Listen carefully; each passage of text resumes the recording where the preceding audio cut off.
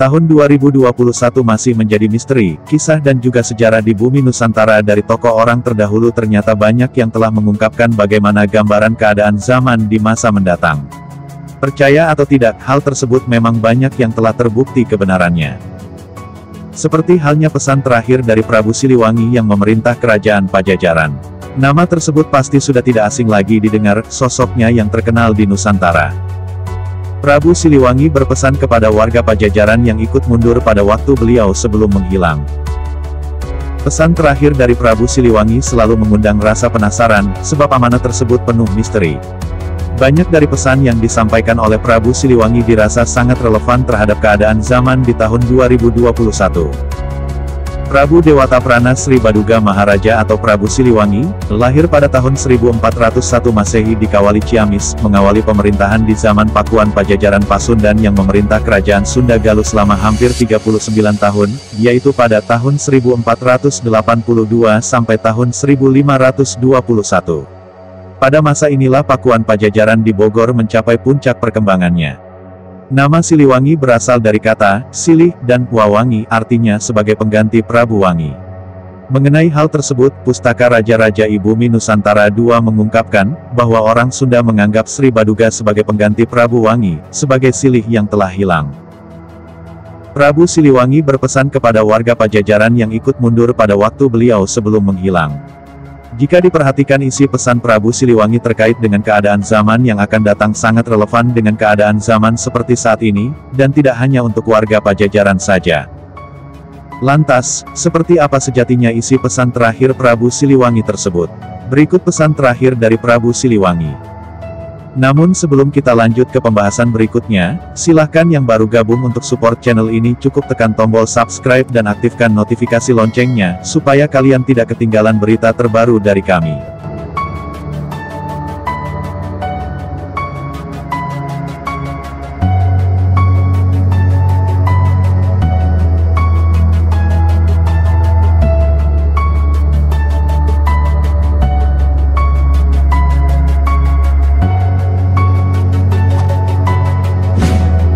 Perjalanan kita hanya sampai di sini, hari ini walaupun kalian semua setia padaku, tapi aku tidak boleh membawa kalian dalam masalah ini membuat kalian susah, ikut merasakan miskin dan lapar. Kalian boleh memilih untuk hidup ke depan nanti, agar besok lusa kalian hidup senang kaya raya dan bisa mendirikan lagi Pajajaran. Bukan Pajajaran saat ini tapi Pajajaran yang baru, yang berdiri oleh perjalanan waktu. Pilih, aku tidak akan melarang, sebab untukku tidak pantas jadi raja yang rakyatnya lapar dan miskin. Dengarkan, yang ingin tetap ikut denganku, cepat memisahkan diri ke selatan. Yang ingin kembali lagi ke kota yang ditinggalkan, cepat memisahkan diri ke utara. Yang ingin berbakti kepada raja yang sedang berkuasa, cepat memisahkan diri ke timur. Yang tidak ingin ikut siapa-siapa, cepat memisahkan diri ke barat. Dengarkan, kalian yang di timur harus tahu. Kekuasaan akan turut dengan kalian, dan keturunan kalian nanti yang akan memerintah saudara kalian dan orang lain. Tapi kalian harus ingat, nanti mereka akan memerintah dengan semena-mena, akan ada pembalasan untuk semua itu, silahkan pergi. Kalian yang di sebelah barat, carilah oleh kalian Ki Santang, sebab nanti keturunan kalian yang akan mengingatkan saudara kalian dan orang lain, ke saudara sedaerah, ke saudara yang datang sependirian, dan semua yang baik hatinya. Suatu saat nanti, apabila tengah malam dari Gunung Halimun terdengar suara minta tolong, nah itu adalah tandanya. Semua keturunan kalian dipanggil oleh yang mau menikah di Lebak Cawene. Jangan sampai berlebihan, sebab nanti telaga akan banjir, silahkan pergi, ingat jangan menoleh ke belakang. Kalian yang di sebelah utara dengarkan, kota takkan pernah kalian datangi, yang kalian temui hanya padang yang perlu diolah. Keturunan kalian kebanyakan akan menjadi rakyat biasa. Adapun yang menjadi penguasa tetap tidak mempunyai kekuasaan. Suatu hari nanti akan kedatangan tamu, banyak tamu dari jauh, tapi tamu yang menyusahkan. Waspadalah. Semua keturunan kalian akan aku kunjungi, tapi hanya pada waktu tertentu dan saat diperlukan. Aku akan datang lagi, menolong yang perlu, membantu yang susah, tapi hanya mereka yang bagus perangainya. Apabila aku datang takkan terlihat, apabila aku berbicara takkan terdengar. Memang aku akan datang tapi hanya untuk mereka yang baik hatinya, mereka yang mengerti dan satu tujuan, yang mengerti tentang harum sejati juga mempunyai jalan pikiran yang lurus dan bagus tingkah lakunya. Ketika aku datang, tidak berupa dan bersuara tapi memberi ciri dengan wewangian. Semenjak hari itu, Pajajaran hilang dari alam nyata, hilang kotanya, hilang negaranya. Pajajaran tidak akan meninggalkan jejak, selain nama untuk mereka yang berusaha menelusuri. Sebab bukti yang ada akan banyak yang menolak, tapi suatu saat akan ada yang mencoba, supaya yang hilang bisa ditemukan kembali. Bisa saja hanya menelusurinya harus memakai dasar. Tapi yang menelusurinya banyak yang sok pintar dan sombong dan bahkan berlebihan kalau bicara. Suatu saat nanti akan banyak hal yang ditemui sebagian-sebagian. Sebab terlanjur dilarang oleh pemimpin pengganti, ada yang berani menelusuri terus-menerus, tidak mengindahkan larangan, mencari sambil melawan, melawan sambil tertawa. Dialah anak gembala, rumahnya di belakang sungai, pintunya setinggi batu, tertutupi pohon handelem dan hanjuang. Apa yang dia gembalakan, bukan kerbau, bukan domba, bukan pula harimau ataupun banteng. Tetapi ranting daun kering dan sisa potongan pohon. Dia terus mencari, mengumpulkan semua yang dia temui. Tapi akan menemui banyak sejarah atau kejadian, selesai zaman yang satu, datang lagi satu zaman yang jadi sejarah atau kejadian baru, setiap zaman membuat sejarah, setiap waktu akan berulang itu dan itu lagi. Dengarkan, yang saat ini memusuhi kita, akan berkuasa hanya untuk sementara waktu. Tanahnya kering padahal di pinggir sungai Cibantan dijadikan kandang kerbau kosong. Nah disitulah, sebuah negara akan pecah-pecah oleh kerbau bule, yang digembalakan oleh orang yang tinggi dan memerintah di pusat kota. Semenjak itu raja-raja dibelenggu. Kerbau bule memegang kendali dan keturunan kita hanya jadi orang suruhan. Tapi kendali itu tak terasa sebab semuanya serba dipenuhi dan murah serta banyak pilihan. Semenjak itu pekerjaan dikuasai monyet. Suatu saat nanti keturunan kita akan ada yang sadar, tapi sadar seperti terbangun dari mimpi. Dari yang hilang dulu semakin banyak yang terbongkar, tapi banyak yang tertukar sejarahnya, banyak yang dicuri bahkan dijual. Keturunan kita banyak yang tidak tahu, bahwa zaman sudah berganti. Pada saat itu geger di seluruh negara.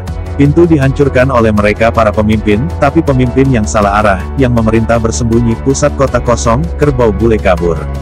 Negara pecahan diserbu monyet. Keturunan kita enak tertawa, tapi tertawa yang terpotong, sebab ternyata pasar habis oleh penyakit, sawah habis oleh penyakit, tempat padi habis oleh penyakit, kebun habis oleh penyakit, perempuan hamil oleh penyakit. Semuanya diserbu oleh penyakit. Keturunan kita takut oleh segala yang berbau penyakit. Semua alat digunakan untuk menyembuhkan penyakit, sebab sudah semakin parah. Yang mengerjakannya masih bangsa sendiri, banyak yang mati kelaparan. Semenjak itu keturunan kita banyak yang berharap bisa bercocok tanam sambil sok tahu membuka lahan. Mereka tidak sadar bahwa zaman sudah berganti cerita lagi. Lalu sayup-sayup dari ujung laut utara terdengar gemuruh, burung menetaskan telur riuh seluruh bumi, sementara di sini ramai oleh perang, saling menindas antar sesama, penyakit bermunculan di sana-sini. Lalu keturunan kita mengamuk tanpa aturan. Banyak yang mati tanpa dosa, jelas-jelas musuh dijadikan teman, yang jelas-jelas teman dijadikan musuh. Mendadak banyak pemimpin dengan caranya sendiri, yang bingung semakin bingung, banyak anak kecil sudah menjadi bapak. Yang mengamuk tambah berkuasa, mengamuk tanpa pandang bulu. Yang putih dihancurkan, yang hitam diusir. Kepulauan ini semakin kacau, sebab banyak yang mengamuk, tidak beda dengan tawon, hanya karena dirusak sarangnya. Seluruh nusa dihancurkan dan dikejar. Tetapi ada yang menghentikan adalah orang seberang. Lalu berdiri lagi penguasa yang berasal dari orang biasa. Tapi memang keturunan penguasa dahulu kala, dan ibunya adalah seorang putri Pulau Dewata. Karena jelas keturunan penguasa baru susah dianiaya. Semenjak itu berganti lagi zaman. Ganti zaman ganti cerita, kapan, tidak lama, setelah bulan muncul di siang hari, disusul oleh lewatnya komet yang terang benderang.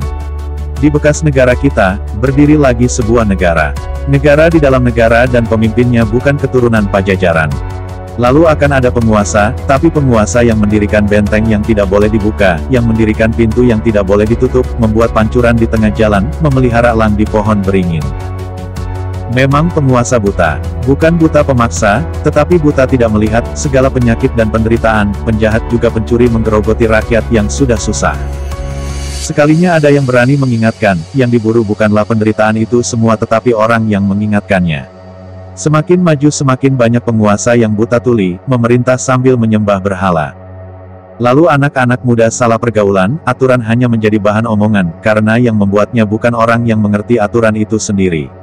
Wajar saja bila kolam semuanya mengering, pertanian semuanya puso, bulir padi banyak yang diselewengkan, sebab yang berjanji banyak tukang bohong, semua diberangus janji-janji belaka, terlalu banyak orang pintar, tapi pintar keblinger. Pada saat itu datang pemuda berjanggut, datangnya memakai baju serba hitam sambil menyanding sarung tua. Membangunkan semua yang salah arah, mengingatkan pada yang lupa, tapi tidak dianggap. Karena pintar keblinger, maunya menang sendiri. Mereka tidak sadar, langit sudah memerah, asap mengepul dari perapian. Alih-alih dianggap pemuda berjanggut ditangkap dimasukkan ke penjara. Lalu mereka mengacak-ngacak tanah orang lain, beralasan mencari musuh tapi sebenarnya mereka sengaja membuat permusuhan. Waspadalah, sebab mereka nanti akan melarang untuk menceritakan Pajajaran. Sebab takut ketahuan, bahwa mereka yang jadi gara-gara selama ini. Penguasa yang buta, semakin hari semakin berkuasa melebihi kerbau bule, mereka tidak sadar zaman manusia sudah dikuasai oleh kelakuan hewan. Kekuasaan penguasa buta tidak berlangsung lama, tapi karena sudah kelewatan menyengsarakan rakyat yang sudah berharap agar ada mukjizat datang untuk mereka. Penguasa itu akan menjadi tumbal untuk perbuatannya sendiri. Kapan waktunya? Nanti, saat munculnya anak gembala, di situ akan banyak huru-hara, yang bermula di satu daerah semakin lama semakin besar meluas di seluruh negara, yang tidak tahu menjadi gila dan ikut-ikutan menyerobot dan bertengkar. Dipimpin oleh pemuda gendut, sebabnya bertengkar memperebutkan tanah, yang sudah punya ingin lebih yang berhak meminta bagiannya. Hanya yang sadar pada diam, mereka hanya menonton tapi tetap terbawa-bawa. Yang bertengkar lalu terdiam dan sadar, ternyata mereka memperebutkan pepesan kosong, sebab tanah sudah habis oleh mereka yang punya uang. Para penguasa lalu menyusup, yang bertengkar ketakutan kehilangan negara, lalu mereka mencari anak gembala, yang rumahnya di ujung sungai pintunya setinggi batu, yang rimbun oleh pohon handelem dan hanjuang. Semua mencari tumbal, tapi pemuda gembala sudah tidak ada, sudah pergi bersama pemuda berjanggut, pergi membuka lahan baru di Lebak Cawene. Yang ditemui hanya gagak yang berkoar di dahan mati. Dengarkan, zaman akan berganti lagi tapi nanti, setelah gunung gede meletus disusul oleh 7 gunung. Ribut lagi seluruh bumi, orang Sunda dipanggil-panggil, orang Sunda memaafkan, baik lagi semuanya. Negara bersatu kembali Nusa Jaya lagi, sebab berdiri Ratu Adil yang sejati. Tapi ratu siapa, dari mana asalnya sang ratu, nanti juga kalian akan tahu. Sekarang cari oleh kalian pemuda gembala. Silahkan pergi, ingat jangan menoleh ke belakang. Itulah isi pesan terakhir Prabu Siliwangi, semoga banyak hal positif yang bisa kita petik dari pesan tersebut, dan jangan ditelan mentah-mentah pembahasan tersebut. Apakah kamu percaya dengan isi pesan terakhir tersebut, yang diramalkan oleh Prabu Siliwangi yang dirasa sangat relevan dengan saat ini? Semoga pembahasan tersebut dapat menjadi wawasan tersendiri bagi kalian.